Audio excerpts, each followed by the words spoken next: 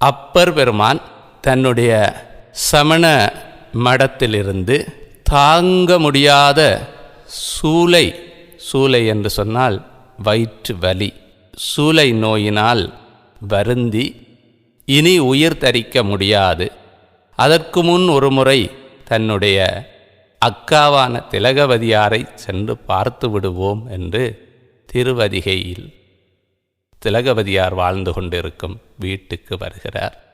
அந்த அக்கா அப்பர் சமணத்தில் சேர்ந்த காலத்திலிருந்து எப்படியாவது என் தம்பியை மீட்டுக்கொடு என்று அதிகை வீரட்டானேஸ்வர பெருமானை வேண்டிக் கொண்டே இருக்கிறார். காலை ஒரு நாள் பொழுது விடியும் நேரம் அப்பர் பெருமான் அங்கு வருகிறார்.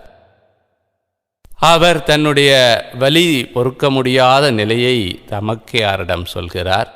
கவலை வேண்டாம் மருநீக்கியாரே, நீர் இந்த திருநீரை நெற்றி நிறைய பூசும், என்னோடு வாரும் அதிகை பெருமானிடம் வீரட்டானேஸ்வரர் சந்நிதியில் உன்னுடைய குறையை சொல்லு, உன்னுடைய சூளையை விலக்கி உன்னை அவர் ஆட்கொள்வார் என்று சொல்கிறார். அந்த மொழியை நம்பி திருநீரை பூசி தமக்கையாரை வீழ்ந்து வணங்கிய பின்னர் எழுந்து திருவதிகை பெருமானை சென்று பார்த்து அப்பர் முதல் தன் நெஞ்சில் அன்பு என்கிற உணர்வு பொங்க வீரட்டானேஸ்வர பெருமானை பாடுகிறார்.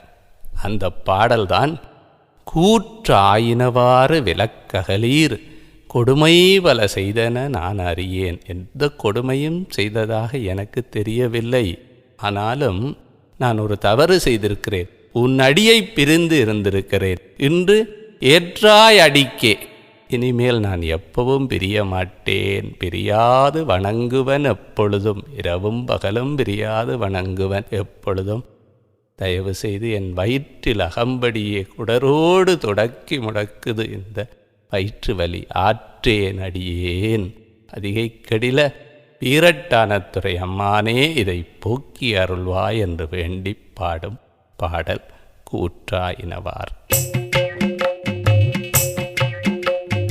கூற்றாயினவாறு விலக்ககீலேர்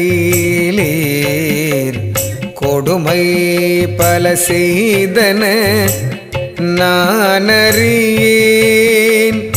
ஏற்றாயடிக்கே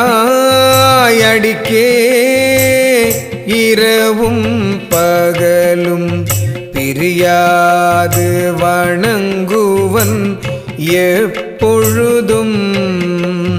தோற்றாதென் வயிற்றின் அகம்படியே குடரோடு துடக்கி முடக்கியிட ஆற்றேன் அடியேன் அதிகை கெடில வீரட்டான துறையம்மானே, வீரட்டான துறையம்மானே, வீரட்டான துறையம்மானே.